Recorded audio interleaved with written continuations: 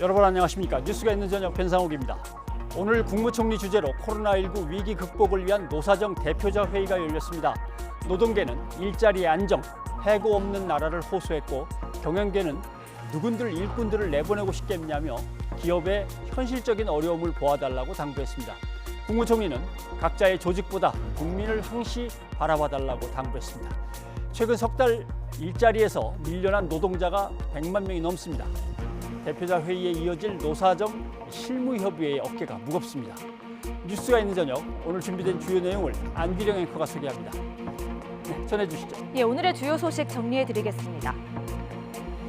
코로나19 사태로 80일간 미루어졌던 등교 수업이 오늘 고3 학생부터 시작됐습니다. 하지만 일부 지역에서는 고3 확진자가 나오면서 학생들이 귀가 조치되거나 등교가 연기되기도 했습니다.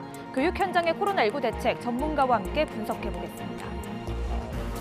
삼성 서울병원 간호사 4명이 확진 판정을 받은 가운데 간호사의 친구 1명도 추가로 감염이 확인됐습니다.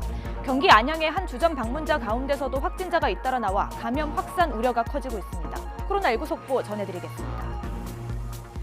윤미향 더불어민주당 당선인이 이사장으로 있었던 정의기억연대 사무실에 대해 검찰이 압수수색을 벌이는 등 강제 수사에 착수했습니다.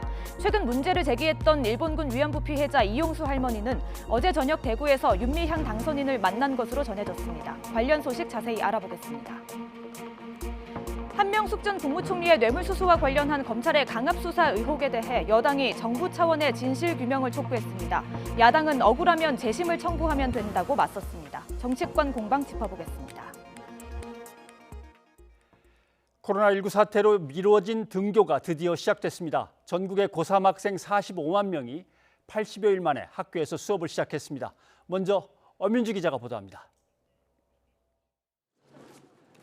아침 7시 50분, 마스크를 쓴 학생들이 335 교문으로 향합니다. 개학한 지 80여일 만에 드디어 등교하는 첫날. 교문 앞에 선 선생님들이 역시 마스크를 쓰고 아이들을 맞이합니다. 혜연아, 떨어져와. 1m. 오래간만에 보면서 좀 어색한 것도 있고 오래간만에 학교를 와가지고 질뜨기도 하고 친구들 새로 만나니까 또 기대되는 마음도 큰 것 같습니다. 익숙한 학교이지만 달라진 게 많습니다. 우선 현관에 있는 열화상 카메라로 발열 체크를 해야만 교실로 들어갈 수 있습니다.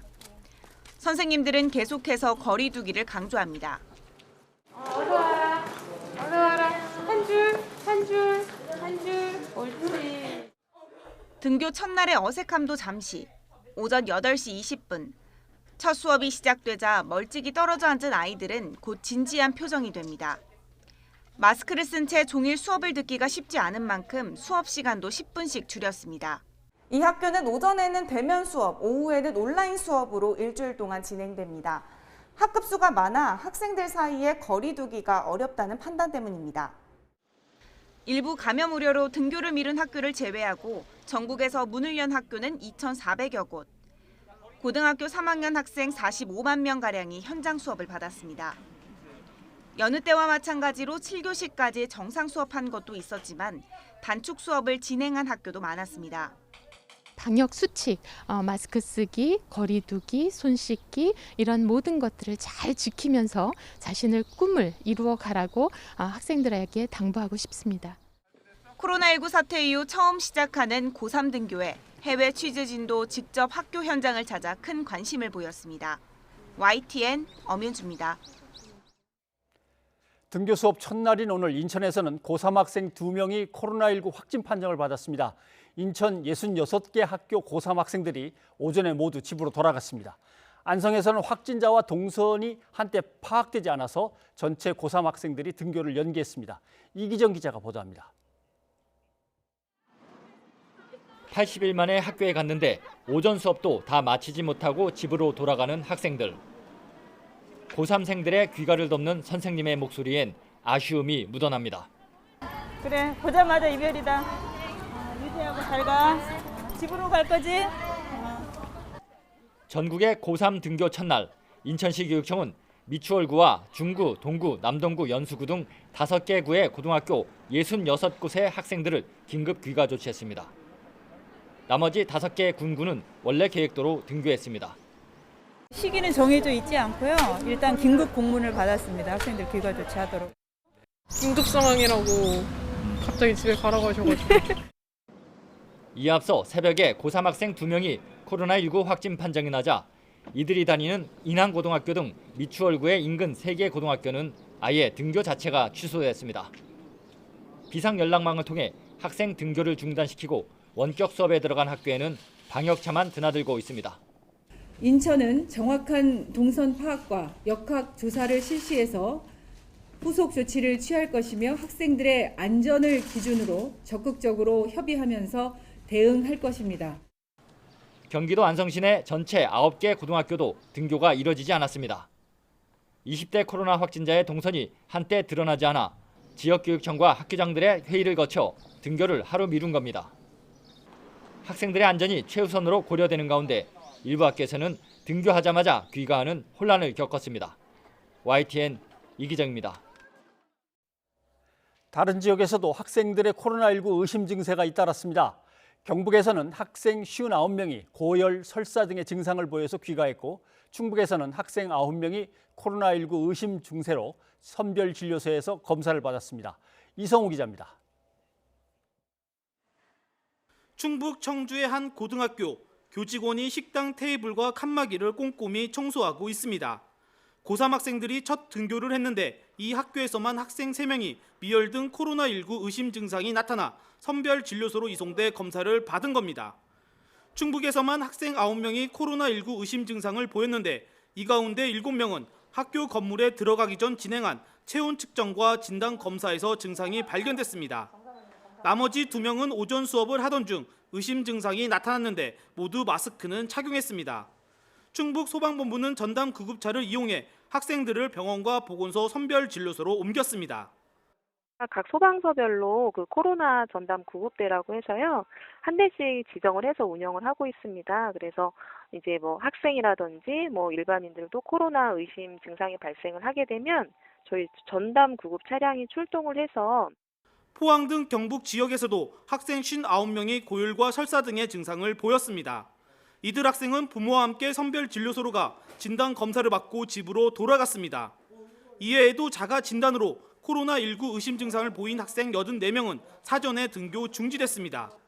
교육청은 만일 확진자가 발생하면 해당 학교는 등교를 중지하고 원격 수업으로 전환토록 할 방침입니다. 고3을 시작으로 오랫동안 기다려온 등교 수업 첫날, 전국 곳곳에서 의심 증세도 잇따르고 있어 교육당국과 방역당국이 바짝 긴장하고 있습니다. YTN 이성우입니다.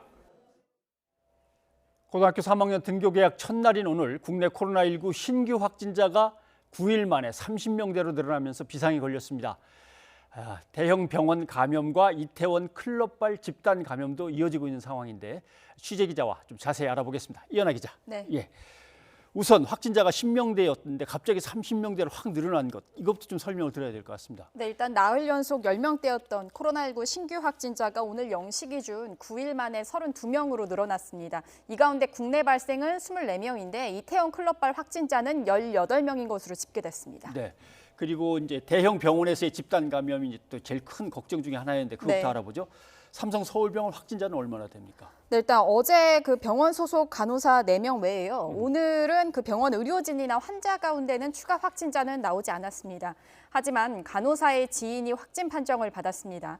삼성 서울병원 간호사 A씨는 지인 B씨와 지난 9일부터 1박 2일 동안 함께 생활을 했는데요. 이 B씨는 간호사 A씨가 확진이 되자 다음날 자신의 거주 지역 의료원을 방문해서 진단검사를 받았고 확진 판정을 받았습니다. 그런데 현재 이 지인 B씨 국민건강보험공단 서산태안지사에서 근무하고 있습니다. 이 때문에 B씨와 함께 근무하던 직원 60명도 자가격리 조치가 됐고요. 이들에 대한 진단검사도 진행되고 있습니다. 네, 서울에 있는 A씨 그리고 충남에 있는 B씨. 누가 누구한테 감염시켰냐에 따라서 날짜를 어떻게 잡고 어느 지역을 어떻게 조사할 거냐가 이제 달라질 것 같은데 어떻게 된 겁니까? B 씨가 A 씨한테서 감염이 된 걸까요? 일단은 정확한 감염 경로와 순서는 뭐 밝혀지진 않았는데요. 그러니까 간호사 A 씨와 B 씨 가운데 누가 먼저 감염됐는지 아직 밝혀지지 않은 겁니다. 이 때문에 방역 당국은 현재 지난 9일 그 간호사 A 씨와 지인 B 씨가 함께 저녁 모임에 참석한 6명의 동선을 집중적으로 역학조사하고 있습니다. 또 현재 방역당국은 삼성 서울병원 확진자 관련 조사 방향도 발표를 했는데요. 관련해서도 설명 들어보겠습니다. 외부에서 감염돼서 그 간호사실 또는 그 간호사들의 휴게 공간이나 탈의실이라는 공용 공간을 통해서 전파됐을 가능성을 하나로 보고 있고요. 수술받은 그런 환자를 통한 감염의 가능성을 놓고 보고 있기 때문에 네, 이뿐만 아니라 서울시는 현재 조용한 전파자 존재 가능성까지 염두에 두고 있는데요. 박원순 서울시장의 발언 들어보겠습니다. 앞서 이태원 클럽 집단 감염에서도 문제가 됐던 또 다른 조용한 전파자일 가능성이 높습니다. 네. 어떻게든 이렇게 신속한 추적이 가능하다는 것도 다행스럽긴 한데, 근데 이제 직업을 속였던 이제 인천 학원 강사 같은 경우 빨리 직업과 동선을 얘기해 주면 좋은데 이제 얘기를 안 해줬단 말이죠. 이 사람과 관련된 확진자 상황은 어떻습니까? 일단 조금 전 앞서 기자 리포트에서도 보셨는데 인천의 고3 학생 2명이 이제 코로나 확진 판정을 받으면서 62개 학교 학생들이 바로 귀가를 했다는 내용이었습니다. 근데 이 학생 2명이 이태원을 다녀온 뒤 직업을 속인 학원 강사와 관련돼 있습니다. 이들은 지난 6일 동전 노래방을 찾은 것이 확인이 됐는데요. 인천 용현동 소재의 해당 노래방은 같은 날에 학원 강사 수강생이자 확진 판정을 받은 수강생들이 또 다녀간 곳이었습니다. 이 감염은 동전 노래방을 방문한 학생에 그치지 않았고요. 지금 보시는 것처럼 학생의 어머니와 동생 또 다른 접촉자 등 6명으로 확대가 된 상황입니다. 이 때문에 오늘 고교 3학년 또 학생들 2명과 이들 가족 등 접촉자가 추가 확진자로 계속 나오면서 인천 학원 강사 관련 확진자는 총 30명으로 늘어났습니다. 30명. 근데 인천 학원 강사와 관련된 확진자가 또 늘어날 수도 있는 겁니까? 그렇습니다. 일단 현재 방역 당국은 그런 가능성에 대해서 제기를 했는데요. 이번에 확진된 고등학생 2명 동선을 또 추적을 해보니까요. 체육 입시 학원에서 수업을 받은 게 확인이 됐습니다. 이곳 접촉자만 90명이 넘습니다. 특히 체육 학원에서 격렬한 운동을 하게 되면 호흡이 거칠어지고 또 비말이 많이 나올 수밖에 없는 환경인데다가 또 땀이 또 많이 나지 않습니까? 그렇죠. 이 때문에 추가 전파 가능성이 커져서 방역 당국이 긴장을 하고 있습니다. 함께 운동한 학생들에 대한 검사를 진행하면서 감염자들과 동선이 겹친다면 자발적으로 진단 검사를 받아달라 이렇게 당부했습니다. 고3의 경우 어쩔 수 없이 지금 학교로 가야만 되는 상황이긴 합니다. 그건 분명하기 때문에 더 시민들의 자발적인 협조가 필요한 그런 상황이군요. 이 기자 수고했습니다. 경기 안양시에 있는 주점 자쿠아를 방문한 손님들 가운데 6명이 코로나19 확진 판정을 받았습니다. 이 가운데 이태원 클럽을 방문했던 20대도 포함돼 그 연관성이 주목되고 있습니다. 박희재 기자가 보도합니다. 경기 안양시에 있는 일본식 주점 자쿠아입니다. 최근 이곳을 방문한 수원 거주 20대 대학생이 코로나19 검사에서 양성 판정을 받았습니다. 이에 따라 자쿠아 관련 확진자는 모두 6명으로 늘었습니다. 이들은 모두 친구거나 지인 사이로 개별적으로 모이기도 하면서 자쿠아를 수시로 다녔습니다. 확진자들은 연휴 기간인 지난 3일과 지난 14일부터 17일까지 모두 4차례 방문한 것으로 파악됐습니다. 특히 이 가운데 이태원 클럽을 방문한 뒤 확진된 군포 33번째 확진자도 수시로 방문한 것으로 조사됐습니다. 다만 6명 일행 중 첫 전파자는 아직 밝혀지지 않았습니다. 방역당국은 룸 형태로 된 일본식 술집 실내 구조에도 주목하고 있습니다. 밀폐된 공간에서 비말을 통한 바이러스 전파 가능성이 크다고 본 건데 특히 확진자가 다녀간 주말은 평균 100명 정도가 주점을 이용한 것으로 파악됐습니다. 환기가 어렵고 이런 밀폐된 공간에 또 여러 사람들이 아주 밀집되게 앉아서 또 뭔가 마스크 비말, 음식을 먹거나 술을 마시거나 노래를 부르거나 하는 그런 비말들이 많이 생기고 한편 재학생 확진자가 나온 영등포 직업 전문 학교에선 학생과 교사 650여 명을 상대로 코로나19 진단 검사가 이뤄지고 있습니다. 대부분 검사를 마친 가운데 추가 확진자는 없고 밀접 접촉자로 분류된 같은 반 학생 등은 자가 격리에 들어갔습니다. YTN 김다연입니다.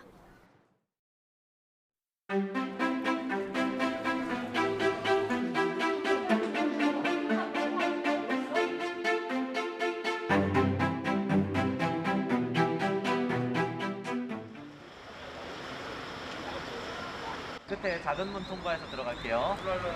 어서 와요. 반가워요. 자, 2m 정도 유지하고. 오랜만이야. 네.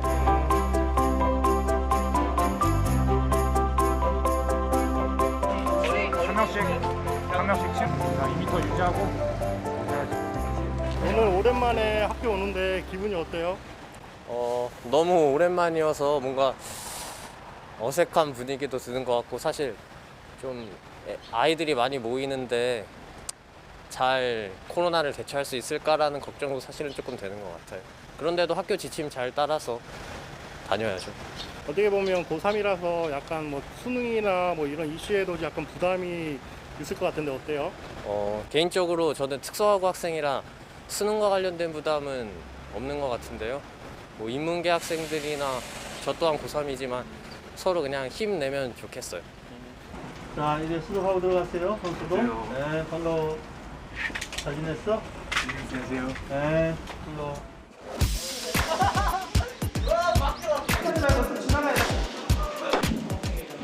천천히 돌아가세요. 괜찮아.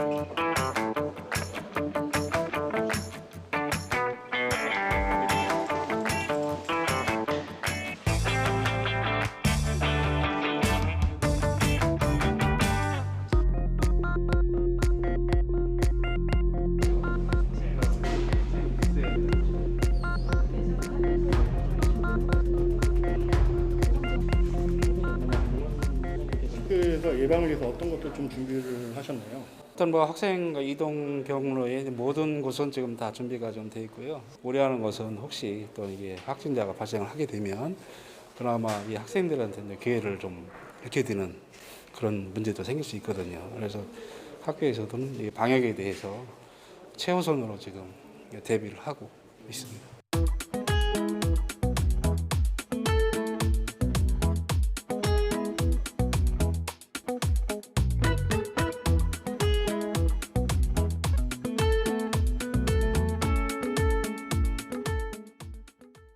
네, 80일 만에 이루어진 등교 수업에서 학교와 학생들은 방역에 나름대로 최선을 다했습니다.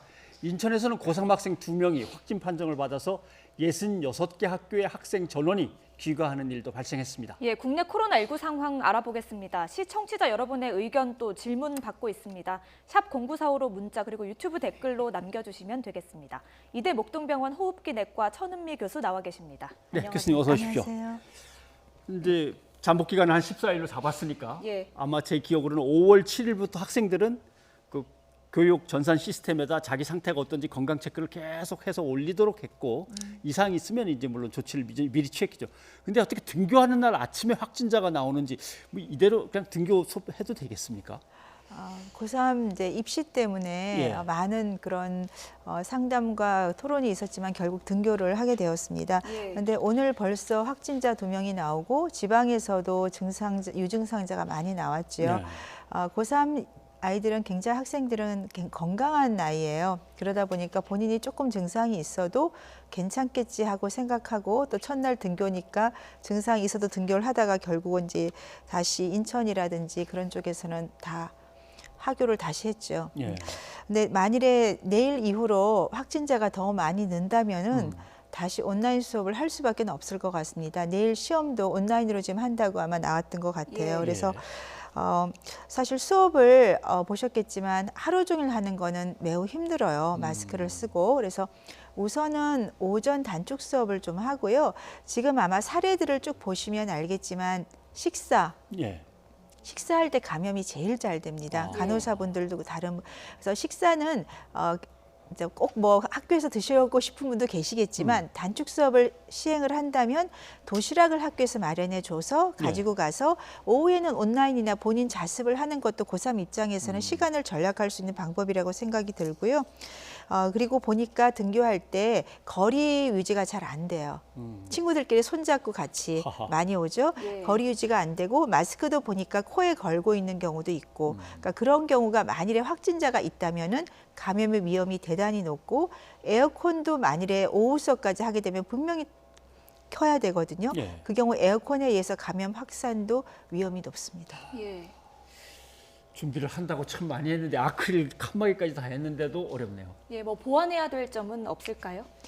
지금 이제 마스크 착용을 조금 더 보니까 착용하는 방법을 잘 모르고 있는 것 같고 거리두기라고 하는 것도 서 있을 때 우리가 2m거든요. 그런데 걸을 때는 2m 이상이 필요해요. 물론 마스크를 썼기 때문에 괜찮지만 마스크를 제대로 착용을 안 한 경우에는 뒤에 따라오는 경우에 감염이 되는 경우가 있어요. 그러니까 거리두기나 마스크 착용이 굉장히 중요하고 또 학생들 중에는 이번에 PC방이 노래방에 대해서 많이 감염된 사례를 봤을 겁니다. 고3 학생 중에 혹시라도 앞으로 PC방 노래방은 절대 가면 안 되고 만일에 본인이 갔다면 스스로 학교에 얘기를 하고 2주간은 학교에 등교하지 않는 쪽으로 하는 게 필요할 것 같습니다. 근데 이제 가지 말라 해서 안 가주면 좋은데 또 학교 측은 가지 말라고 얘기를 해도 아이들이 또 어떻게 움직일지 모르니까 뭐 학교나 방역 당국에서 이거에 대해서 뭐 조치를 취할 수 있는 게 있을까요? 그러니까 본인이 만일에 이제 그런 곳을 갔다 왔다면은 학교에서 불이익을 주지 말고 내가 거길 다녀왔다 그렇게 얘기를 하면 2주간 그럼 집에서 자습을 하도록 하는 그런 식의 조금 관용을 베풀면서 본인이 스스로 해결할 수 있는 쪽으로 좀 유도를 해주면 좋을 것 같습니다. 그리고 경기 안양에서는 주점을 방문했던 사람이 확진 판정을 받았습니다. 노래방 구조와 비슷하다고 하는데요. 그냥 술집이 아니라 이렇게 뭐 칸막이가 있는 주점에서 더 확진 판정을 받을 확률이 높은 건가요? 공간이 작은 방에 여러 명이 들어가서 술잔을 주고받고 음식을 같이 나눠 먹고 대화를 하기 때문에 밀폐된 공간에 공기가 빠져나갈 공간이 없거든요. 대단히 감염의 위험이 높죠. 비말 감염뿐 아니라 접촉에 의한 감염도 높다고 생각합니다. 이태원 클럽발 이제 집단 감염이 다시 노래방, 뭐 PC방 이렇게 이제 해서 연결되면서 이제 번져 나가는 건데 현재 그럼 아까 박원순 서울시장 얘기처럼 조용한 감염자들이 아직 지역 사회에 계속 번져가고 있다고 이렇게 봐야 되나요? 네, 지금 예를 들어 인천 강사분에 의해서 감염이 지금 N차 감염이 계속되고 있죠. 그분은 제대로 처음에 얘기를 안 했기 때문에 시간이 지나면서 N차 감염이 진행이 된 거고. N차라는 건 3차인지 4차인지 5차인지 그렇죠. 계속 감염이 될 수 있는 거고 그 N차 감염 숫자는 많지 않겠지만 지역적으로 여러 군데가 퍼져나갈 수가 있고 그러한 N차 감염이 인천 강사뿐 아니라 우리가 모르는 과정에도 지금 진행을 하고 있는 거죠. 그래서 수술방 간호사라든지 지금 학생들 감염 같은 것이 지속이 된다고 생각합니다. 그리고 그 삼성 서울병원 이야기도 좀 해보겠습니다. 그 간호사 4명이 확진 판정을 받았는데요. 감염 경로가 아직 정확하게는 파악이 안 된 것 같습니다. 교수님께서는 어떤 가능성 보고 계십니까? 우선은 처음 확진을 받은 분이 다른 3분하고 같이 확진이 되셨는데 지금 정확히 나오진 않았지만 그중에 한 분이 약간 목이 좀 칼칼했다 오래전부터. 그리고 그분이 지금 서산에 계셨던 그 간호사분하고 같은 분인지는 모르겠어요. 그러니까 수술방 자체는 구조적으로 환자한테서 감염되긴 어렵습니다. 왜냐하면 요사이 코로나19 때문에 수술 전에 대부분 대학병원은 코로나19 검사를 하고 수술을 진행을 하기 때문에 가능성이 많이 떨어지고 그리고 환자가 코로나19에 걸렸었다면 증상이 매우 심하죠. 그러니까 안일 가능이 매우 높고 또 간호사들은 마스크를 쓰고 직장에서 일을 하기 때문에 환자로부터의 감염 가능성은 저는 매우 낮다고 생각합니다. 그렇다면 이 간호사 중에 한 분이 외부에서 감염이 돼서 들어왔고 그분들이 같이 탈의실이나 어떤 휴게실에서 같이 음식물이나 대화를 공유하면서 감염될 확률이 높다고 생각합니다. 간호사의 그 증상 얘기를 잠깐 해주셨는데요. 한 시청취자분이 질문 주셨습니다. 9967님이요. 주변에 확진자도 없고 최근 날씨로 인해서 목이 아픈 것 같은데요. 이런 경우에 바로 검사를 해야 하나요? 하셨습니다. 건강하신 젊은 분이시라면은 마스크를 잘 착용하시고 일상생활에서 조금 주의를 해주시고요. 우리가 대부분 감기는 목이 칼칼 출혈하면서 그냥 대부분 감기로 좋아지시거든요. 예. 그런데 감기 증상이 3, 4일이 지나도 좋아지지 않는다면은 본인을 위해서도 중요하지만 주변 분을 위해서 한번 검사를 받아보는 건 좋지만 만약 증상이 그대로 없어진다면 철저하게 개인 위생을 해주시는 것으로 괜찮을 것 같습니다. 그 3, 4일도 가능한 한 거리두기나 이런 거는 실천해야겠군요. 그렇죠. 예. 그리고 마스크 착용은 대중시설 이용할 때 꼭 착용해 주시기 바랍니다. 네. 근데 삼성 서울병원 하면 메르스 때 워낙 크게 아픔을 겪었던 곳이라 자꾸 이제 신경이 쓰이는 거죠.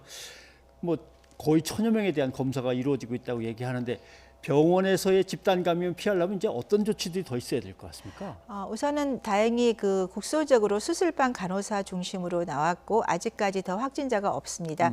그렇지만 수술방 간호사들의 그 2주간 역추적을 그 주변 2주 전부터 감염의 그런 잠복기를 고려해서 전수조사가 필요할 것 같고요. 예. 또 병원에 그 같이 접촉한 환자들이나 의료진에 대해서는 검사를 최대한 빨리 하는 것이 가장 좋은 방법이라고 생각합니다. 근데 다행히 병원 내에서는 수술방 이외에는 간호사들이 대부분 마스크를 쓰고 활동을 하셨을 거기 때문에 메르스 때와 같은 그런 일은 없을 거라고 생각합니다. 예, 메르스 이야기가 잠시 나왔는데요. 메르스 때 그 삼성 서울병원이 큰 타격을 받았습니다. 그럼에도 불구하고 계속해서 이런 감염이 발생하는 이유는 뭐라고 보십니까?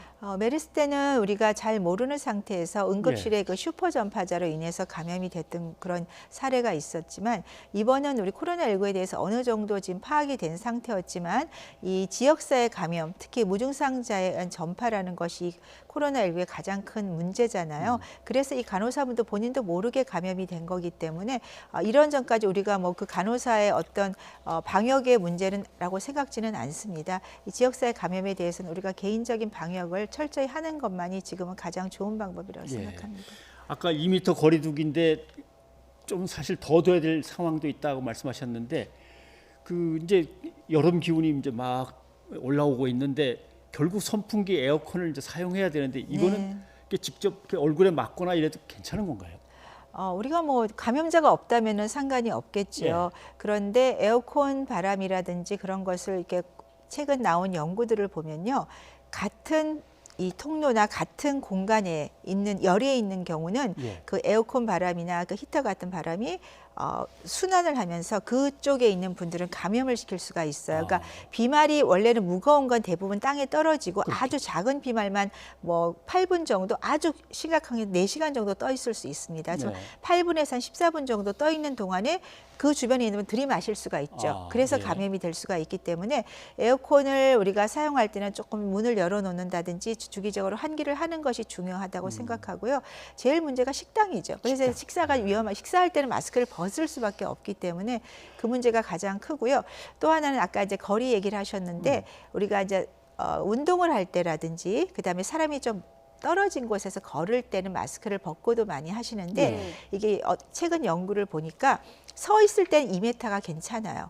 그런데 걷기만 해도 이 뒤로 그 바이러스가 떨어지는 시간이 훨씬 플로에서 넓어지는 거죠. 운동 방향과 속도에 따라서 그렇죠. 달라지는 그래서 거겠군요. 걷기만 해도 4m 이상, 만일에 뛰면 10m, 자전거를 심하게 타면 20m라는 그런 연구가 나왔어요. 그래서 우리가 어떻게 운동을 하실 때나 그럴 땐 최대한 아침이나 저녁에 사람이 없을 때 해주시는 것이 좋을 것 같습니다. 그리고 아까 그 증상에 관해서 질문 소개해드리니까 또 다른 분들도 질문 주셨습니다. 0504님은요. 37도에서 37.5도 사이에 미열이 3일 정도 오르락 내리락 하는데요. 검사 받아야 하나요 하셨고요. 또 3921님은요. 알레르기성 비염 증상과 코로나19 증상 좀 차이 설명해달라고 하셨거든요. 37도 5분 정도면 약간 미열이신데 우리가 목감기라든지 그런 감기에도 증상이 나올 수는 있어요. 근데 3, 4일 정도 경과를 보라는 게 그런 의미거든요. 3, 4일이 지났더니 열이 지속이 된다. 그러면 반드시 검사를 받는 것이 필요하고요. 특히 연령이 높으신 65세 이상이나 고령자나 기저질환이 있는 분은 미열이 나더라도 반드시 병원 진료를 보는 것이 좋습니다. 그리고 아까 알레르기 비염, 알레르기 비염 증상은 보통은 콧물이 맑은 콧물이 나오거나 재채기가 연속적으로 나오죠. 근데 그거는 코로나19 증상은 조금 달라요. 코로나19 증상은 가장 흔한 게 기침이나 그다음에 호흡곤란이라든지 열이 이제 지속이 되죠. 그래서 비염 자체는 또 본인이 비염이 금방 하루아침에 생긴 게 아니고 평상시에 비염이 있는 경우가 많기 때문에 충분히 감별 진단을 할 수 있습니다. 재채기하고 기침하고 그거 구분이 되면 되겠습니까? 기침은 보통 이제 우리 호흡기에서 어떤 감염에서 기침을 하는 거고 재채기는 이제 비염 때 주로 하죠. 예. 물론 감기 때도 재채기가 나오는데 일반적인 비염 때 재채기는 연속적으로 여러 번이 나오게 돼 있어요. 예. 그러니까 그리고 코도 가렵고 눈도 가렵고 그런 다른 알레르기 증상이 동반이 되기 때문에 감별하기는 어렵진 않습니다. 네. 참 빨리 좀 가라앉았으면 좋겠는데 힘드네요. 네. 천 교수님 오늘 고맙습니다. 네, 감사합니다.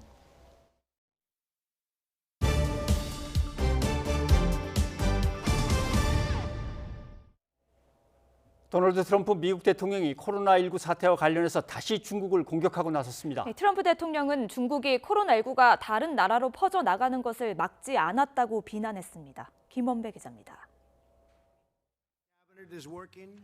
현지 시각 19일 백악관 강요회의, 도널드 트럼프 미국 대통령은 중국이 코로나19 바이러스가 미국을 포함해 세계 다른 나라로 퍼지는 것을 막지 않았다고 말했습니다. 이어 바이러스가 우한에서 중국의 다른 지역으로 퍼지는 것은 매우 효과적으로 차단됐지만 미국을 포함해 세계의 나머지 지역으로는 퍼져나갔다고 강조했습니다. 그러면서 우리가 중국으로 가서 문제를 바로잡으려고 도와주려 했는데도 왜 중국이 이를 허용하지 않았느냐면서 자신은 중국에 매우 실망하고 있다고 비난했습니다.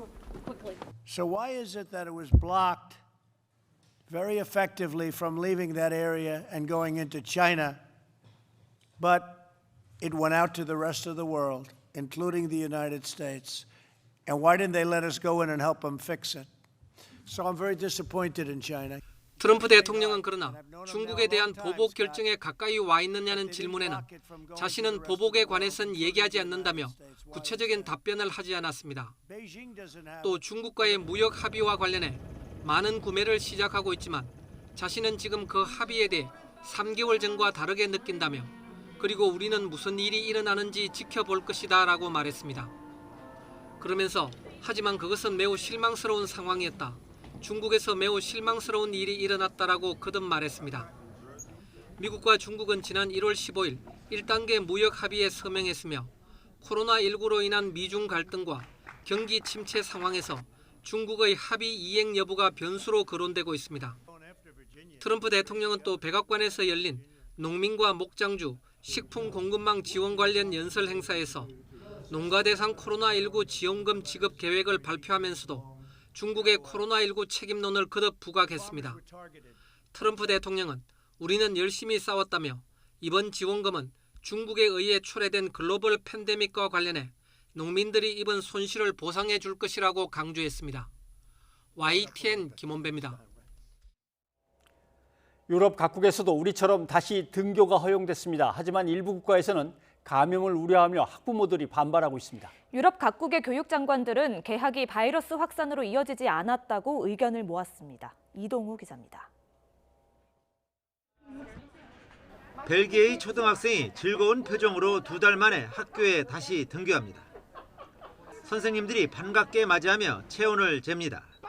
Als de kinderen binnenkomen, hun temperatuur opmeten, zodat wij zeker zijn dat er geen zieke kinderen in onze school terechtkomen of natuurlijk ook zieke leerkrachten. 학부모들도 등교 재개를 환영합니다. Ok, bon, ma fille est très contente de reprendre l'école parce que c'était dur pour elle de ne pas voir les copines et aussi de voir sa juif. 프랑스에서도 유치원과 초등학교 저학년을 대상으로 순차적 개학을 실시했습니다. Tout simplement heureux de retrouver le collège. Et c'est pas un bonheur petit, si je puis dire, c'est un grand bonheur parce que c'est le retour à retrouver les autres. Et ça, l'enjeu de sociabilité, il est essentiel pour. 프랑스 정부는 학생들이 학교에 가는 것이 집에 있는 것보다 더 안전하다는 의료진의 견해도 있다고 설명했습니다. 프랑스에서는 지난주 일부 학교에서 확진자가 발생해 해당 학교를 폐쇄하는 등 등교 재개를 놓고 논란이 일기도 했습니다. 영국 정부도 6월부터 등교 재개를 추진하면서 어린아이들은 코로나19에 감염되거나 전파할 가능성이 낮다는 전문가의 의견을 강조했습니다. So it does seem from what we know now that children are less capable of spreading it even if they get the infection and certainly are at very low risk of getting ill from the disease. 하지만 영국의 초등학교 1,500여 곳은 코로나19 확산이 우려된다며 등교 거부에 나섰습니다. 이런 가운데 유럽 22개국 교육 장관들은 화상회의를 통해 개학 조치가 바이러스 확산으로 이어지지 않았다는 잠정 결론을 내렸습니다. YTN 이동우입니다. 아베 총리가 코로나19 치료제로 승인을 추진하고 있는 아비간이 현재까지 임상시험에서 뚜렷한 치료 효과를 보이지 않은 것으로 나타났습니다. 세계 각국에 무료로 나눠주며 치료제 시장을 선점하려던 일본 정부의 계획도 차질이 불가피할 것으로 보입니다. 도쿄 이경아 특파원이 보도합니다. 아비간은 일본 후지필름자 회사가 신종 인플루엔자 치료제로 개발한 약입니다. 코로나19에 감염된 일본 유명 연예인 등이 이 약을 복용한 뒤 증상이 나아졌다고 밝히면서 유명세를 탔습니다. 아베 총리는 일본 기업이 만든 아비간에 큰 기대를 드러내며 이달 중 치료제로 승인을 추진하겠다고 밝혔습니다. 有効性が確認されれば医師の処方のもと使えるよう薬事承認をしていきたい。今月中の承認を目指したいと考え。 하지만 일본 후생노동성에 보고된 임상시험 중간 결과 아비간의 뚜렷한 치료 효과는 나타나지 않았습니다. 이 약을 복용한 환자가 그렇지 않은 환자보다 바이러스가 뚜렷하게 감소했다는 근거를 찾지 못했다는 겁니다. 임상시험 결과를 나중에 내도 된다는 특례 조항까지 만들며 승인을 서둘러 온 일본 정부로서는 난처한 상황입니다. 일본 의사회도 과학적 근거 없이 치료제로 승인해서는 안 된다고 제동을 걸었습니다. 후생성은 다음 달까지 임상시험이 진행되는 만큼 결과를 판단하기는 아직 이르다는 입장입니다.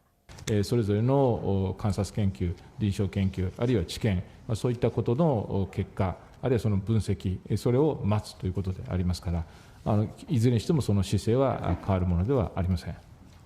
일본 정부는 세계 40여 개국에 아비간을 무상 제공하는 등 코로나19 치료제 시장을 선점하기 위해 대대적으로 홍보하고 있습니다. 치료 효과뿐 아니라 임신부가 복용했을 때 태아에 미치는 부작용 등 안전성을 둘러싼 논란도 여전해 치료제 승인 여부는 한층 불투명해졌습니다. 도쿄에서 YTN 이경아입니다. 지난번에 소개해드린 대로 마이니치와 아사히, 한일 두 나라 정부가 이제는 역사 문제를 매듭짓고 협력을 해야 될 때라면서 일본 정부에게 수출 규제를 좀 완화하라고 풀어야 된다고 압박했습니다. 3번 타자로 니혼 게이자이가 나섰습니다. 니혼 게이자이는 한국 기업들이 조달 전략을 바꾸고 그게 뿌리를 내리면서 일본 기업들이 손실을 입고 있다라고 지적을 합니다. 그 신뢰로 초고순도 불화수소를 수출하면서 갑행세를 하던 일본 스텔라 케미파의 실적을 보여줍니다. 보면은 2019 회계년도에 순이익이 18%나 줄었고 불화수소만 따져서 출하량이 30%가 줄었다는 겁니다. 또 스텔라 케미파와 쌍벽을 이루던 불화수소 수출 기업 모리타 화학도 마찬가지입니다. 보면은 한국으로의 수출이 예전에 비해서 30%나 줄었다고 합니다. 니혼 게이자이는 일본 정부가 일본 기업의 장점을 스스로 저버렸다고 지적을 합니다. 세계 기업들은 일본 제품이 좋기도 좋지만 역시 안정적으로 공급이 되니까 수입해다 썼는데 수출을 규제하고 강화하면 어떡하느냐 하는 겁니다. 네, 니혼 게이자이가 예로 된 기업들의 실적을 떠나서 전체 일본의 수출 실적을 봐도 확연히 드러납니다. 보시죠. 한국이 1.4% 줄어드는 상황에서 일본은 5.4%나 마이너스 줄어들었습니다.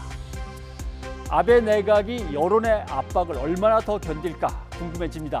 일본의 5대 일간지 중에 보수 성향의 요미우리, 극우 성향의 산케이만 남았습니다.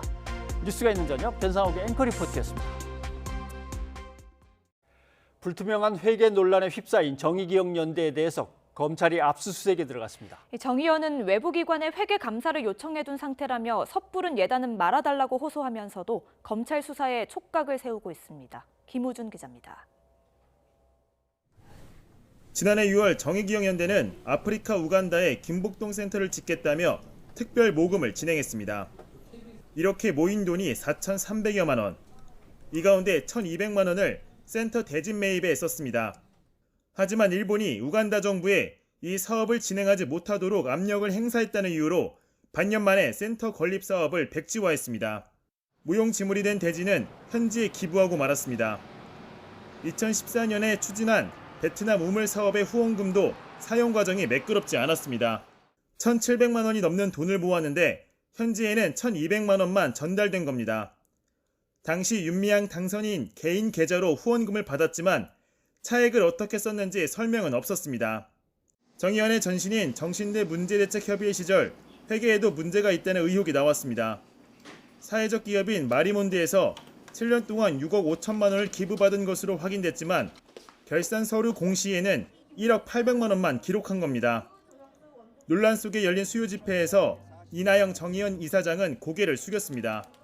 우선 그간 정 의원, 정대협과 함께해준 전 세계 시민들과 피해자분들에게 마음의 상처를 드려 진심으로 송구하게 생각합니다. 이어 투명성 확보를 위해 외부 회계감사를 공식 요청하고 절차를 기다리고 있다며 결과가 나오기 전까지 섣부른 예단과 비난은 삼가달라고 거듭 요청했습니다. 이런 가운데 위안부 피해 할머니를 상징하는 평화의 소녀상이 훼손되는 일도 벌어졌습니다. 소녀상을 돌로 내려치고 발길로 걷어찬 20대 남성이 경찰에 붙잡힌 겁니다. 돌로 이제 소녀상을 찍고 있더라고요. 찍고 있길래 가서 뒤에서 돌을 뺏었더니 제가 쓰고 있던 안경을 벗어갖고 저한테 씌워주더라고요. 정 의원은 위안부 문제 해결을 위해 쌓은 30년의 역사 자체를 왜곡하지 말아달라고 호소하고 있지만 연일 터져나오는 의혹이 명확히 해소되지 않으면서 상처는 계속 깊어지고 있습니다. YTN 김우준입니다. 윤미향 당선인을 둘러싸고 제기된 여러 의혹과 관련해 더불어민주당은 사실관계 파악이 우선이라는 입장을 거듭 밝혔습니다. 아직은 의혹 수준이라는 거죠? 예, 그렇습니다. 한편 미래통합당은 추가 의혹을 제기하며 압박을 이어갔습니다. 김대근 기자입니다.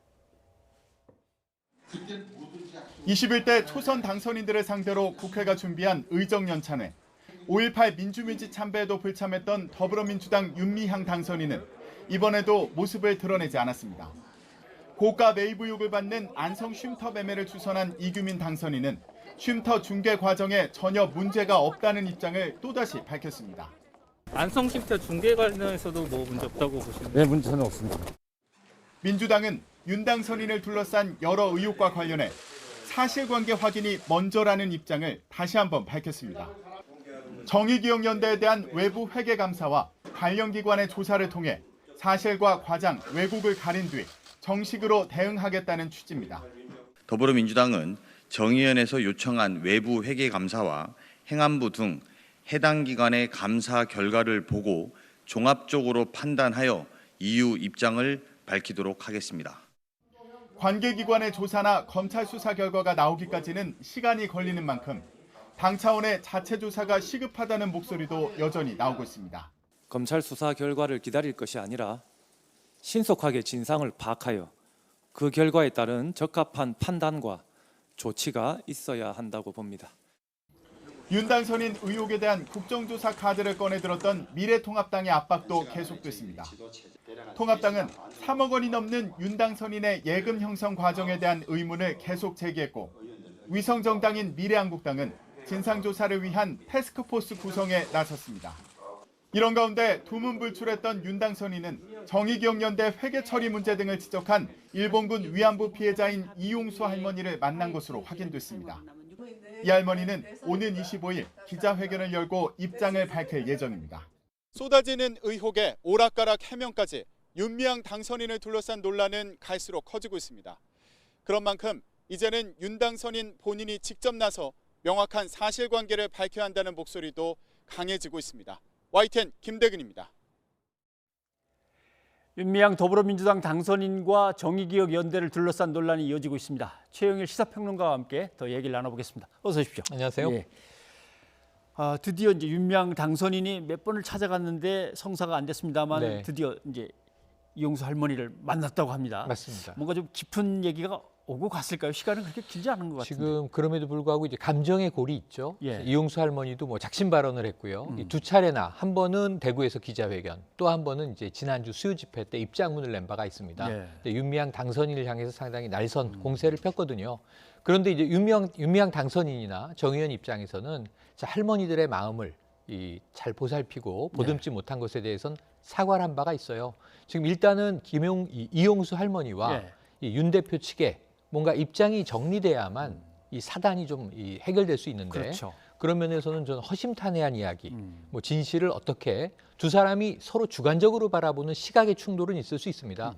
특히 뭐 윤 대표 입장에서는 국회에 가서 나는 이 위안부 할머니 피해자 문제들에 대해서 역사적으로 더 투쟁을 하겠다 그런 입장일 수도 있는데 할머니 입장에선 30년을 동고동락했는데 나를 버리고 떠나느냐 뭐 이런 이제 시각의 차이가 있을 수 있지 않습니까? 네. 이걸 조율하는 과정은 거쳤을 것이다 이런 생각을 해봅니다. 네, 다음 주에 이용수 할머니가 기자회견 하겠다라고 네. 하니까 기다려봐야죠. 이때 이제 어떤 얘기들이 나오겠죠. 근데 네. 뭐 오늘 잠깐 나눈 얘기 갖고 입장 조율이 다 끝나는 건 아니니까. 네, 제 생각에도 그렇습니다. 예. 네. 오히려 새로운 의혹을 제기할 수도 있고요. 예. 아니면 뭐 윤 대표를 더 비판을 할 수도 있고요. 혹은 또 이제 이 윤 대표와 이야기를 나눠본 바, 또 예. 이야기를 계속 나눠가고 있는 바 이런 부분들에 대해서는 오해가 있었다는 이야기가 나올 수도 있고요. 그러니까 가능성은 여러 가지가 있는데 이용수 할머니의 말씀을 다음 주에 직접 지켜볼 일단 수밖에 들어봐야 없습니다. 될 것 같습니다. 네. 근데 그냥 이용수 할머니 했는데 또 달리 생각하면 이미 세계적인 인권 운동가로 맞습니다. 엄연히 자리매김 네, 하신 네. 분이기 때문에 그분의 의견도 좀 귀 기울여 듣고 네. 앞으로 어떤 방향을 할까요? 좀 얘기도 좀 지금 나누고 말씀하신 그 대목에 대해서 저는 30년 동안 그러면 이제 정대협 예. 그리고 정의연에 이어지기까지 이 윤미향 당선인 이 전 대표 이사장 개인의 굉장히 뭐 이제 시민 활동가로서의 노력이 있었을 것이라는 추정도 했지만 오늘 이 정의연 정대협의 선배들의 입장문이 나왔어요. 아, 예. 이걸 보면 한 사람의 노력이 아니라 수많은 사람들이 이 문제에 정말 헌신을 해서 예. 30년의 지금까지의 과정을 이끌어 왔구나. 그래서 한 사람의 뭐 이 비위 혹은 한 사람의 노력으로 그렇죠. 이게 좌지우지되는 운동의 흐름이 아닌 것이죠. 수요 집회가 30년간 이어져 왔다고 하는 것은 예. 이 부분에서는 우리가 조금 정대협을 마치 윤 대표 개인 소유의 무슨 이제 소유물처럼 네. 바라봐서는 안 되는 시각도 새삼스럽게 예. 깨달을 수 있었습니다. 뭐 이제 기억을 더듬어 보면 한 1990년 무렵부터 네. 정말 할머니들이 어디 계신지도 모르는 상황에서 다 찾아다니면서 할머니들을 모셔내고 역사의 조각들을 네. 맞춰왔죠. 힘내시라고 용기를 북돋으면서 증언을 이끌어내고 네. 그러다 보니까 뭐 결국은 중국, 대만, 필리핀의 네덜란드까지 인도네시아. 하나의 네. 이렇게 연대 맞습니다. 위안부 할머니 피해자들의 연대를 이뤄낸 건데 그렇습니다. 상당히 소중한 자산인데 그걸 이렇게 허물어뜨릴 수는 없는 거고 네. 좀 고려를 해가면서 아무튼 해야 될 겁니다. 물론 뭐 진상규명은 해야 되니까. 진상규명 해야 되고요. 예. 만약에 또 이제 뭐 리더로서 시민 활동 부분에서 이 부적절한 문제든 위법한 문제든 있었다면 예. 책임을 지고 이제 거기서는 완전히 손을 떼고 새로운 개혁을 해야 되는 것도 맞습니다. 근데 문제는 이게 의혹은 굉장히 많은데 예. 지금 진위의 문제가 가려져야 되는 시험대를 통과하고 있는 것 같습니다. 네. 근데 오늘 네. 국회에서는 초선 당선인들 또 연찬회가 있었잖아요. 또 네네. 문희상 국회의장이 축사도 하랴 뭐 거기다 뭐 강연까지 기념으로 하셨는데 네. 윤미향 당선인하고 또 양정숙 당선인 네. 두 사람은 참석을 안 했습니다. 네. 지금 근데 둘 다 문제가 된 사람인데 그렇죠. 한 사람은 바로 제명 처리했고 그럼 윤미향 씨는 왜 제명 처리를 빨리 안 하냐? 네네. 왜 더불어민주당은 입장이 다르냐? 네. 이게 또 문제가 불거졌어요. 맞습니다. 일단 양정숙 전 더불어 시민당의 당선인인데 지금 무소속 상황이죠. 예, 제명이 돼 있는 상황이죠. 이제 그런 상황인데 예. 문제는 양정숙 당선인에 대해서는 개인 재산 어떤 그 축적의 의혹이었습니다. 예. 지금 45억대 재산이 4년 만에 93억이 됐다. 이게 43억이 이제 증액이 된 겁니다. 예. 근데 이 사이에서 부동산 거래가 있었다. 이것은 뭐 사실은 이 집권 여당 입장에서는 용인할 수 없는 지금 부동산 정책에 반하는 문제가 예. 있었고요. 그리고 이제 사실은 어떤 정치적인 입지 자체가 없는 인물이어서 어떻게 추천이 돼서 더불어 시민당의 사실 민주당 후보의 명단이었기 때문에 더불어 시민당으로 당선이 됐다 하더라도 사실은 이제 민주당의 책임이 있었던 예. 것이죠. 그래서 제명이 되게 된 것인데 지금 윤미향 대표의 경우에는 좀 상황이 달라 보입니다. 아까 말씀드린 대로 30년의 지금 정대협과 정의연의 시민활동의 역사와 위안부 피해자 할머니를 위한 인권활동 예. 여기에 어느 정도가 윤미향 대표 개인의 비위 혹은 뭐 부적절한 부도덕한 예. 행동 그런 것들이 개입돼 있는지가 가늠이 아직 안 되고 뒤섞여 있는데 그렇죠. 지금 이제 언론에 지금 집중 포화는 매일 하나씩 의혹이 새로 나오고 있단 말이에요.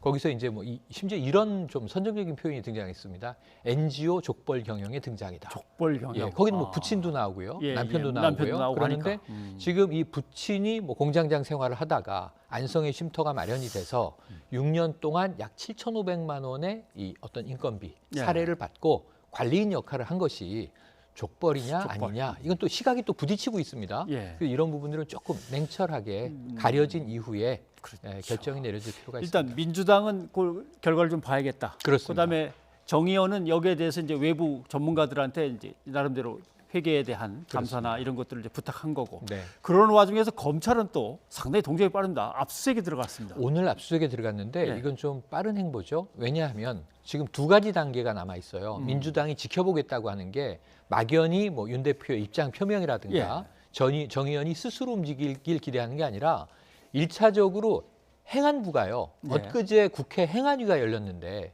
여기서 행안부가 상당히 질타당했습니다. 왜냐하면 당신네 피감기관으로 있는 이러한 단체에 대해서 그렇죠. 국고 보조금은 적지 않게 들어갔는데 나갔는데. 왜 제대로 감사를 하지 않았느냐. 이거는 이게 행안부가 방치한 상황 아니냐, 이런 비판이 있었어요. 행안부는 그 이전에 이 사태가 터지자마자 일찍이 22일까지 기부금에 대한 입출금 내역을 제출하시오. 행안부가 감사하겠소. 그럼 지금 내일 모레까지 이제 회계 자료들을 정 의원이 제출해야 되는 상황입니다. 근데 오늘 20일인데 검찰은 압수수색을 했죠. 그렇다면 검찰이 뭐 사본을 떠서 가지고 가는 게 아니고 박스째 원본을 다 가져가 버린단 말이죠. 그렇죠. 컴퓨터라든가 장부들을. 그러면 행안부에 제출될 수 있는 자료가 지금 이제 문제가 생길 것 같아요. 그러면 감사보다 수사가 지금 먼저 이루어지게 되는 상황이에요. 네. 그래서 모든 진위 판단의 이 어떤 칼자루를 오늘부터는 검찰이 쥐었다. 이렇게 볼 수 있겠습니다. 근데 이게 과연 적절한가 아닌가의 논란이 여기서 또 파생될 것 같습니다. 우리가 좀 이렇게 혼선을 빚고 있는데 일본에서 극우 매체와 극우 단체들은 이미 뭐 즐기고 있죠. 저희들의 역사의 어떤 네. 진실 규명을 반일 집회 그만두고 소녀상이나 철거해라 이렇게 네. 나왔단 말이죠. 그러니까 이제 국내의 일부 극우도 이제 여기에 좀 이 뇌화부동하는 경향이 지금 나타나고 있고요. 부분적이지만 예. 일본 극우 유튜버들이라든가 극우 이제 방송에서는 아주 대대적으로 이야기를 하고, 또 이제 사실은 아베 총리가 이 건은 아니지만 예. 이전에 그 코로나19 사태를 이야기하면서 일본이 지금 우리가 보기엔 더 심각한데, 자, 한국의 이 나이트클럽이 황급 연휴에 네. 이 다시 바이러스가 재창궐했다. 자, 우리도 저렇게 되지 않도록 조심하자라고 정치적으로 우리나라의 작은 상황들도 이용을 하거든요. 예. 그런데 이 상황에 대해서는 이 강제징용 피해자 보상 판결 문제라든가 이런 등등을 가지고 상당히 역사적인 흔들기에 나설 가능성이 있어서 이 아까 왜 정의연 사안은 집권 여당은 왜 지금 이제 신중할 수밖에 없냐 하면 이것은 외교 문제와 역사 문제에도 걸린 사안이라는 것을 명심해야 될 것 같습니다. 알겠습니다. 다음 얘기로 넘어가 네. 봐야 될 것 같습니다. 한명숙 국무총리의 사건이 이제 다시 수면 위로 올랐습니다. 재조명되고 이 있죠. 자리에서 뉴스타파 기자와 같이 얘기를 나눴습니다마는 한만호라고 하는 돌아가신 분입니다마는 네. 분이 나름대로 감옥에서 비망록을 썼는데 네. 내가 한명숙 총리를 위증으로 약간 수렁으로 몰아넣었노라. 만들어진 진술 이렇게 기록되어 얘기를 있습니다. 하는 바람에 이제 다시 수면으로 떠오르게 되는데 관련 내용을 안기령 앵커가 좀 정리를 했습니다. 한번 네. 보고 다시 돌아오죠. 징역 2년의 실형이 확정돼 복역까지 마친 한명숙 전 국무총리 사건이 새로운 국면을 맞고 있습니다. 최근 뉴스타파의 보도를 통해 한 전 총리에게 9억 원을 줬다고 알려진 고 한만호 씨의 비망록이 공개되면서인데요. 한 씨는 당시 검찰 조사에서 자신이 한 전 총리에게 9억 원을 줬다고 진술했다가 법정에서는 돈을 건넨 사실이 없다며 진술을 뒤집었죠. 비망록에서 한 씨는 추가 기소될 수 있다는 두려움과 사업 재개를 도와주겠다는 검찰의 약속 때문에 거짓으로 진술했다며 자신을 검찰의 강아지로 표현하기도 했습니다. 더불어민주당 지도부는 이 사건의 재조사를 공식 촉구했습니다. 한번 보실까요? 이 모든 정황은 한명숙 전 총리가 검찰의 강압 수사와 사법농단의 피해자임을 가리킵니다. 법무부와 검찰에 요구합니다. 부처와 기관의 명예를 걸고 스스로 진실을 밝히는 일에 즉시 착수하기 바랍니다. 오늘 열린 국회 법제사법위원회에서도 여야가 공방을 이어갔는데요.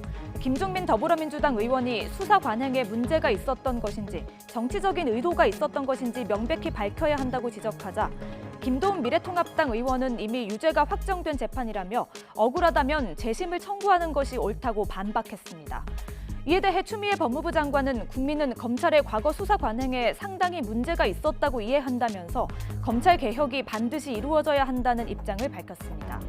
뉴스가 있는 저녁에서는 오는 금요일에 뉴스타파 취재기자와 함께 한명숙 사건의 진실에 대해 다시 한번 짚어보겠습니다. 저 사건은 불거졌을 때도 이미 표적 수사 아니냐 논란은 뜨거웠습니다. 맞습니다. 기억이 나는군요. 네. 그런데 대법원 확정 판결까지 다 끝났단 말이죠. 맞습니다. 이게 재심이 될 거냐, 재조사가 될 거냐 이걸 네네. 어떻게 봐야 될까요? 근데 이 대법원에서요. 예. 이게 사실심이 아니라 우리가 법률심이라고 그렇죠. 하잖아요. 그러니까 2심에서 유죄가 됐습니다. 사실은 저 한만호 사건은요. 이 9억 원 뇌물수수 의혹 사건인데 네. 1심은 무죄가 나왔어요. 1심에서 검찰에서 자, 내가 9억을 한명숙 전 총리에게 주었소 예. 하는 진술을 법정에서 뒤집었습니다.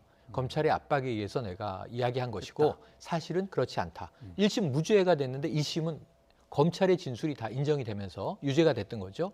그런데 대법에서는요. 대법관 5명이 예. 이 판결이 위법하다라고 이야기했음에도 불구하고 파기환송이 되지 않고 그냥 확정이 돼버려요. 그래서 이제 여러 가지 논란이 당시에도 말씀하신 대로 있었던 사건인데 문제는 지금 그 유력한 증거라고 하는 것이 돈을 주었다는 예. 뇌물을 공여한 사람이 사실 그게 아니고 검찰이 압박해서 거짓말로 증언을 한 것이다라는 것이 비망록의 내용이 그대로 인정된다면 말이죠. 예. 이 재판은 유력한 증거가 사라져버리는 게 되지 않습니까? 그렇다면 제 생각에는 재심 대상이 될 수도 있다고 보고 오늘 이 민주당에서는 이 부분은 다시 법적인 판단을 구해봐야 한다라는 의견이 강했던 것 같습니다. 예. 추미애 법무부 장관은 재조사 필요성에 대해서 공감한다는 취지로 네. 얘기를 했습니다. 한번 들어보시고 다시 오죠. 과거의 수사 관행이 상당히 문제가 있다라고 국민들도 이해를 하고 계시고 그런 차원에서 어제의 검찰과 오늘의 검찰이 다르다는 모습을 보여주어야 할 개혁의 책무가 있고요. 그런 차원에서 검찰 개혁 반드시 이루어져야 하고요. 문제가 있는지 없는지 그런 구체적인 정밀한 조사가 있을 필요가 있다라는 점을 충분히 공감하고 있습니다. 법무부 장관은 저렇게 얘기를 하지만 또 네. 검찰 입장은 자기가 재판에서 진술을 뒤집어 버리려고 다 메모를 갖다 일부러 비망록을 네, 남긴 네. 거고 재판정에서는 이거 위증죄라고 처벌을 이미 받아서 그것도 끝나버렸는데 네. 그게 말도 안 된다 이런 입장인 네네. 것 같습니다. 그런데 이 비망록을 쓴 이제 한만호 당시 한신건영 대표였는데요. 한신건영 대표. 예. 이 부도가 났고 사업이 지금 이제 사기죄로 복역 중인 상황이었어요. 예. 통영교도소에 있었는데 이 한명숙 전 총리에게 9억 뇌물을 주었다라는 이야기를 접한 검찰은 서울구치소로 그냥 이송해서 여기서 그냥 이 뭐라고 비망록이 써 있냐면요. 예. 학습 공부를 시키듯이 공부를 매일 시켰다. 검찰에 가서 질의 문답을 공부했다는 거예요. 그러니까 이게 주입된 것이라는 이제 이 뉘앙스를 담고 그렇죠. 있습니다. 그런데 이게 사실이라면 검찰도 이 아까 이 법무부 장관이 직접 언급한 수사 관행 이게 지금 1년의 사안이 있습니다. 왜냐하면 이게 2010년에 기소가 돼서 예. 2015년에 재판이 끝나는데 네. 자, 그 전에 무슨 일이 있었냐면 고 노무현 대통령이 정치 수사에 의해서 이 극단적인 선택에 이르기까지 하는 일이 벌어집니다. 예. 2009년 사건이고요. 2010년에는 참여정부의 2인자였던 한명숙 전 총리가 서울시장 선거를 2달 앞두고 기소가 된 거예요. 이 사건은 네. 서울시장에서 이제 떨어졌습니다만 그렇죠. 그 이후 재판이 이제 이루어졌고 그래서 당시에는 대권 주자를 폄훼하기 위한 망신 주기 위한 낙인 찍기 위한 수사 아니냐라는 게 표적 수사의 내용이 되는 겁니다. 그리고 그게 거슬러 최근에는요. 이 유시민 이사장에 대한 검언 유착 의혹. 예. 자, 뭐 건수를 달라. 그럼 우리가 알아서 어떻게 하겠다라고 하는 이야기를 흘린 게 지금 문제가 되고 있지 않습니까? 그러니까 이게 패턴이 비슷해요. 전부 다. 대상은 다르지만 시대도 달라졌고 이 여야 상황도 바뀌었고 이런 부분들에 대해서 검찰의 수사 관행은 온당한 것인가? 오늘 법무부가 검찰 인사개혁에 대한 강력한 권고를 했는데 이 특수통, 기획통, 공안통이 주로 이 수뇌부를 장악하던 관행을 바꿔서 검찰의 본연의 업무인 형사부와 공판부를 3분의 2 정도 경력으로 채운 검사들이 이 검찰 조직을 이끌게 해야 한다라는 인사 권고안을 냅니다. 그러니까 이제 이런 측면을 보면은 정치 수사에 의혹이 있는 대목에 대해서 검찰도 분명히 바뀐 시대에 답은 해야 한다 이런 생각을 합니다. 네. 자, 감옥 안에서 적어 내려간 비망록 얼마나 믿을 수 있는 것이냐. 그리고 지금 이제 사망을 한 상태죠 이미. 그렇죠. 증거로서의 능력을 또 다시 그게 인정받을 수 있는 것이냐. 참 여러 가지 쟁점이 좀 걸려 있습니다. 그렇습니다. 금요일 날 일단 뉴스타파 기자와 또 숨겨진 얘기들이 뭐가 있는지 한번 좀 들어봐야 될 것 같습니다. 계속 봐야 되겠죠. 네, 최영일 평론가 오늘 고맙습니다. 고맙습니다.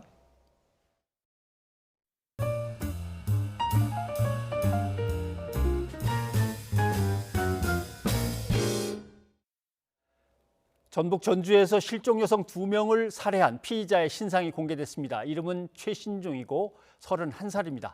최신종은 과거에도 여성을 협박해 성폭행하는 등 비슷한 범행을 저질렀던 것으로 드러났습니다. 김인성 기자가 보도합니다. 신상이 공개된 전주 연쇄살인 사건 피의자 31살 최신종입니다. 지난달 14일 전주에서 아내 친구를 살해하고 시신을 하천 인근에 유기한 혐의를 받고 있습니다. 범행 나흘 뒤 부산에서 온 20대 여성도 같은 수법으로 숨지게 했습니다. 늦은 시간 여성들을 자신의 차에 태운 뒤 한적한 곳으로 데려가 끔찍한 범행을 저질렀습니다. 최신종의 과거 범죄 행위도 드러났습니다. 지난 2012년 사회복무요원이던 최신종은 이별을 요구하는 여자친구를 흉기로 위협하고 성폭행했지만 징역형의 집행유예에 그쳤습니다. 하지만 집행유예 기간 마트에서 돈을 훔쳐 징역 6개월을 선고받기도 했습니다. 추가적인 피해가 있을지의 여부에 대해서 심각하게 고려를 해봤습니다. 그럼에도 불구하고 공개로 인한 어떤 공익 목적의 달성이 사익보다 훨씬 크다고 판단을 해서 전북경찰청 신상공개심의위원회는 최신종이 불과 4일 만에 살인을 연달아 저질러 잔인성이 인정된다고 공개 이유를 밝혔습니다. 최신종 역시 범행을 시인하고 있고 CCTV와 DNA 감식 결과 등 충분한 물적 증거를 확보한 점 역시 신상 공개의 근거가 됐습니다. 경찰은 전과와 성향 등을 고려할 때 처벌 이후에도 재범 가능성이 있다고 판단했습니다. 경찰은 사진 이외에 최신종의 모습을 따로 공개하지는 않을 방침입니다. YTN 김민성입니다. 시청자 여러분의 의견 소개해드립니다. 네, 코로나19 등교 개혁과 관련해서 0413님, 등교 수업은 입시가 급한 고3, 중3 학생만 해서 학교를 최대한 넓게 써야 좋을 것 같습니다. 네, 고3만 했는데도 좀 문제가 생겼으니까 아마 신경이 많이 쓰시는 것 같습니다. 예, 이어서 1967님, 오늘 고3이 개학했는데 앞으로 더 연기되는 일이 없으면 좋겠습니다 하셨습니다. 네, 3852님은 개학이 이루어졌는데 이제부터 학생들 학교에서 공부에 집중하고 PC방은 가지 말아주시기 바랍니다. 예, PC방, 노래방 좀 마찬가지인 것 같습니다. 예. 3202님은 학부모이신 것 같은데요. 고3 아이가 첫 등교를 했는데요. 학교에서 철저히 방역 교육을 하는 것 같아 노력이 느껴졌습니다. 해주셨습니다. 네. 정의원 논란과 관련해서 유튜브에서 알럼님이 윤미향 사건은 대단히 신중하게 접근해야 합니다. 따라서 일방적인 비판도 경계해야 합니다 해주셨고요. 예, 9866님, 지난 30여 년간의 윤미향 씨의 노력을 폄훼할 생각은 없습니다. 그러나 의혹은 명백히 밝혀야 할 것입니다. 네, 하셨습니다. 명백히 밝혀져야 되고요. 사실 일본한테 할 말은 있습니다. 예. 흉악한 가해자가 우리 일에 이렇게 이래라 저래라 훈수 두는 건 정말 못할 짓입니다. 그러면 안 되죠. 예, 여기까지 여러분의 의견 소개해드렸고요. 시간이 참 빠르죠. 오늘은 네. 절기상 여름의 기운이 들어오기 시작한다는 소만입니다. 예. 소만이면 날이 뜨겁다, 서늘하다, 뭐 바람도 모지게 불다 그럴 때입니다. 그러면서 모든 것이 또 한편으로는 푸르고 왕성하게 자라는 절기이기도 합니다. 코로나19에 부대끼는 요즘이지만 아픔 속에서 우리 사회가 부쩍 성숙해질 거라고 믿습니다. 예, 그런 의미에서 한번 브라보 외쳐보면 어떨까요? 좋죠. 오늘은 에릭남의 브라보 마이 라이프 들려드리고 마치겠습니다. 네, 저희는 내일 다시 찾아뵙겠습니다. 고맙습니다.